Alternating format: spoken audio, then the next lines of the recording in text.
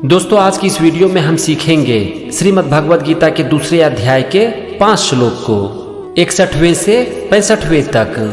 हम हर श्लोक के एक एक शब्द का मतलब समझेंगे, फिर हम समझेंगे पूरे श्लोक का मतलब। इसके पहले इसी अध्याय के 60 श्लोक का वीडियो मैंने ऑलरेडी अपलोड कर दिया है। सारे श्लोक का लिंक मैं डिस्क्रिप्शन बॉक्स में डाल रहा हूँ, अगर आप चाहो तो उसे देख सकते हो। सबसे पहले 61वां श्लोक भगवान श्री कृष्ण कहते हैं, तानि सर्वाणि संयम्य युक्त आसीत मत्परः वशे ही यस्येन्द्रियाणि तस्य प्रज्ञा प्रतिष्ठिता। चलो सबसे पहले हम एक एक शब्द का मतलब समझते हैं, फिर हम समझेंगे पूरे श्लोक का मतलब। यहाँ पर सबसे पहले है तानि सर्वाणि संयम्य। तानि का मतलब होता है उन, सर्वाणि मतलब संपूर्ण और संयम्य मतलब वश में करके।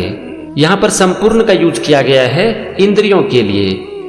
इसके बाद है युक्त आसीत मत्परः। युक्त का यहाँ पर मतलब है समाहित चित्त हुआ, यानी कि अपने मन को एकाग्र करके। आसीत मतलब ध्यान में बैठे और मत्परः मतलब मुझ में समर्पित करके। तो यहाँ पर पहले लाइन का मतलब हो गया कि उन सारी इंद्रियों को अपने वश में करके, अपने मन को एकाग्र करके, खुद को मुझ में समर्पित करके ध्यान में बैठे। चलो अब हम समझते हैं दूसरे वाक्य को, और यहाँ पर शब्द है वशे ही। वशे मतलब वश में और ही मतलब क्योंकि। इसके बाद है यस्येन्द्रियाणि। इसमें है 2 शब्द, यस्य और इंद्रियाणि। यस्य मतलब जिसकी और इंद्रियाणि मतलब इंद्रियां। इसके बाद है तस्य प्रज्ञा प्रतिष्ठिता। तस्य मतलब उनकी, प्रज्ञा मतलब बुद्धि और प्रतिष्ठिता मतलब स्थिर हो जाती है। तो यहाँ पर दूसरे वाक्य का मतलब हो गया क्योंकि जिनकी इंद्रियां वश में होती है उनकी बुद्धि स्थिर हो जाती है। यह था श्लोक के एक एक शब्द का मतलब। चलो अब हम समझते हैं पूरे श्लोक का मतलब। भगवान श्री कृष्ण कहते हैं कि हे अर्जुन, उन सारी इंद्रियों को अपने वश में करके, अपने मन को एकाग्र करके, खुद को मुझ में समर्पित करके ध्यान से बैठे, क्योंकि जिनकी इंद्रियां वश में होती है उनकी बुद्धि स्थिर हो जाती है। भगवान यहाँ पर कह रहे हैं कि एक साधक को चाहिए कि वो अपनी सारी इंद्रियों को अपने वश में करके, अपने मन को एकाग्र करके और खुद को मुझ में समर्पित करके ध्यान से बैठ जाए, क्योंकि जो अपनी इंद्रियों को अपने वश में कर लेते हैं उनकी बुद्धि स्थिर हो जाती है। ये था श्रीमद् भगवद गीता के दूसरे अध्याय का 61वां श्लोक। चलो अब हम समझते हैं इसी अध्याय का 62वां श्लोक। भगवान श्री कृष्ण कहते हैं, ध्यायतो विषयान् पुंसः संगस्ते सुपजायते संगात् संजायते कामः कामात् क्रोधो भिजायते। यहाँ पर सबसे पहला शब्द है ध्यायतः, और इसका मतलब होता है चिंतन करने वाले। फिर है विषयान् पुंसः। इसमें है 2 शब्द, विषयान और पुंसः। विषयान का मतलब होता है विषयों को, यानी कि चीजों को, और पुंसः मतलब पुरुष की। इसके बाद है संघस्ते सुपजायते। इसमें है 3 शब्द, संघ तेसु उपजायते। संघ मतलब आसक्ति, मोह। तेसु मतलब उन विषयों की, यानी कि उन चीजों की, और उपजायते मतलब हो जाती है। तो यहाँ पर पहले वाक्य का मतलब हो गया कि विषयों का चिंतन करने वाले पुरुष की उन विषयों में आसक्ति हो जाती है, यानी कि जो लोग ज्यादा चीजों के बारे में सोचते हैं उनको चीजों से मोह हो जाता है। अब हम आते हैं दूसरे वाक्य पर, और यहाँ पर पहला शब्द है संगात संजायते। इसमें है 2 शब्द, संगात और संजायते। संगात का मतलब होता है आसक्ति से, यानी कि मोह से, और संजायते मतलब उत्पन्न होती है। फिर है कामा, और कामा मतलब इच्छा, कामना। इसके बाद है कामात् क्रोधो भिजायते। इसमें है 3 शब्द, कामात् क्रोध अभिजायते। कामात् मतलब कामना से, क्रोध मतलब क्रोध, और अभिजायते मतलब उत्पन्न होता है। तो यहाँ पर दूसरे लाइन का मतलब हो गया कि आसक्ति से कामना उत्पन्न होती है और कामना से क्रोध उत्पन्न होता है। चलो अब हम दोनों वाक्य को मिलाते हैं और समझते हैं पूरे श्लोक का मतलब। भगवान अर्जुन से कह रहे हैं कि हे अर्जुन, विषयों का चिंतन करने वाले पुरुष की उन विषयों में आसक्ति हो जाती है। आसक्ति से कामना उत्पन्न होती है और कामना से क्रोध उत्पन्न होता है। मैं थोड़ा सा इसे आपको आसान भाषा में समझाता हूँ। भगवान अर्जुन से कहते हैं कि हे अर्जुन, जो लोग चीजों के बारे में सोचते हैं वो चीजों के मोह में फंस जाते हैं। जब वो चीजों के मोह में फंस जाते हैं तो चीजों के प्रति उनकी इच्छा और बढ़ जाती है और यही इच्छा क्रोध को जन्म देती है। ये था दूसरे अध्याय का 62वां श्लोक। चलो अब हम समझते हैं इसी अध्याय का 63वां श्लोक। भगवान श्री कृष्ण कहते हैं, क्रोधात् भवति सम्मोह, सम्मोहात् स्मृति विभ्रमः, स्मृति भ्रंशात् बुद्धिनाशो, बुद्धिनाशात् प्रणश्यति। यहाँ पर सबसे पहला शब्द है क्रोधात् भवति और इसमें है दो शब्द, क्रोधात् और भवति। क्रोधात् मतलब क्रोध से और भवति मतलब उत्पन्न हो जाता है। फिर है सम्मोह और इसका मतलब होता है बहुत ज्यादा मोह। इसके बाद है सम्मोहात् स्मृति विभ्रमः। इसमें है दो शब्द, सम्मोहात् और स्मृति विभ्रमः। सम्मोहात् का मतलब होता है मोह से और स्मृति विभ्रमः का मतलब स्मृति में भ्रम हो जाता है। यानी कि लोगों की जो स्मरण शक्ति है, मेमोरी पावर है, उसमें भ्रम उत्पन्न हो जाता है। तो यहाँ पर पहले वाक्य का मतलब हो गया कि क्रोध से बहुत ज्यादा मोह उत्पन्न हो जाता है और ज्यादा मोह से स्मृति भ्रम हो जाती है। अब हम आते हैं दूसरे वाक्य पर और यहाँ पर सबसे पहला शब्द है स्मृति भ्रंशाद और इसका मतलब होता है कि जब स्मृति में भ्रम हो जाता है। फिर है बुद्धि नाशः और इसका मतलब होता है बुद्धि का नाश हो जाता है।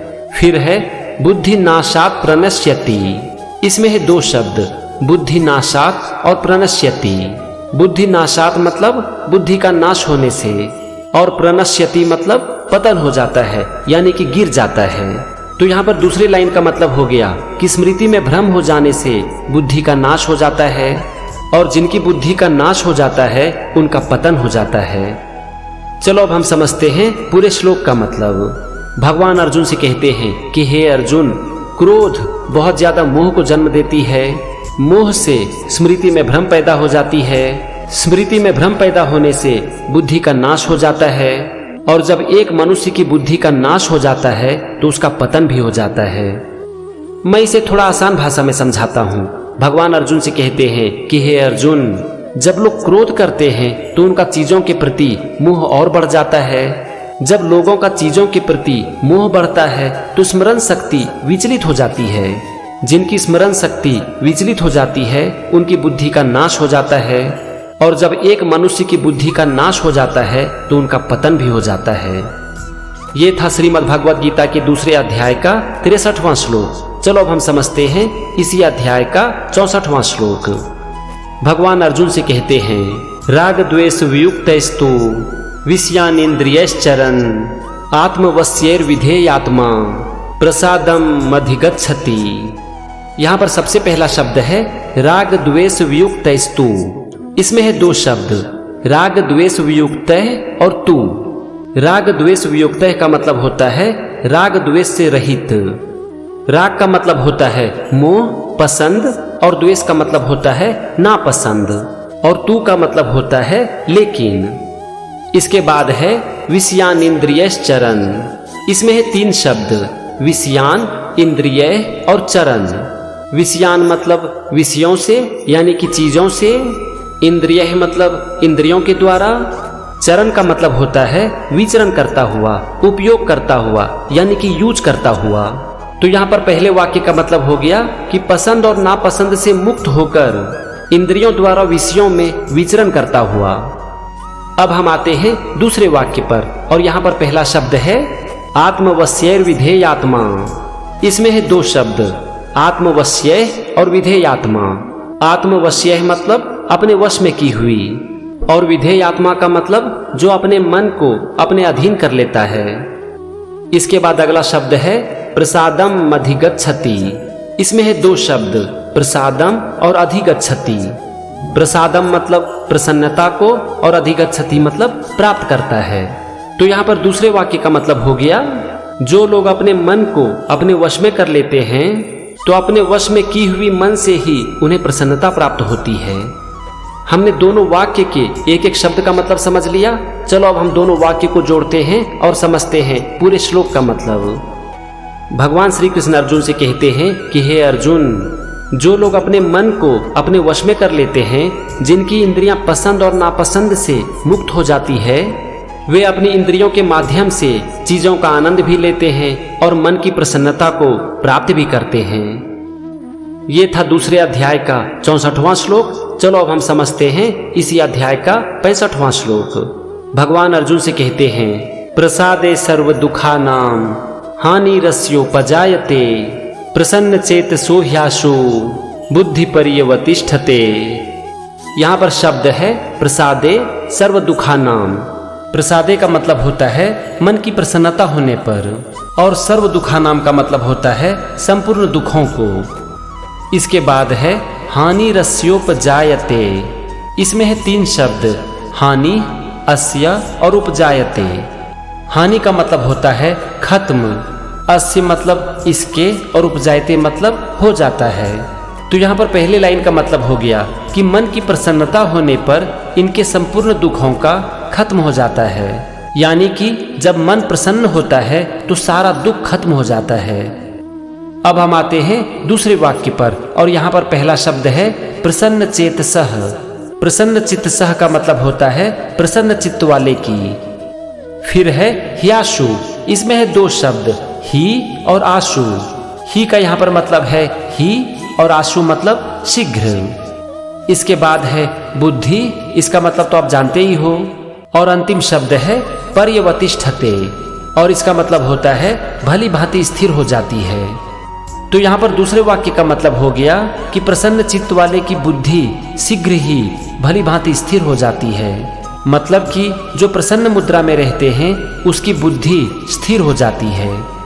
हमने दोनों वाक्य का मतलब समझ लिया। चलो अब हम समझते हैं पूरे श्लोक का मतलब। भगवान श्री कृष्ण कहते हैं कि हे अर्जुन, प्रसन्नता होने पर सारा दुख खत्म हो जाता है और प्रसन्न चित्त वाले की बुद्धि शीघ्र ही भली भांति स्थिर हो जाती है। इसे हम आसान भाषा में इस तरह से कहेंगे कि जिनका मन प्रसन्न होता है उनकी बुद्धि स्थिर होती है, उनका मन शांत रहता है और इससे उनका सारा दुख खत्म हो जाता है। यह था श्रीमद् भगवद गीता के दूसरे अध्याय का 65वां श्लोक। तो आज की इस वीडियो में हमने समझा 5 श्लोक को 61 से 65 तक। ये सीरीज कंटिन्यू रहेगा। अगले एपिसोड में हम कुछ और श्लोक को समझेंगे। बस आप गीता के ज्ञान को सीखते रहिए और इसे अपनी जिंदगी में उतारते रहिए। जय श्री कृष्णा।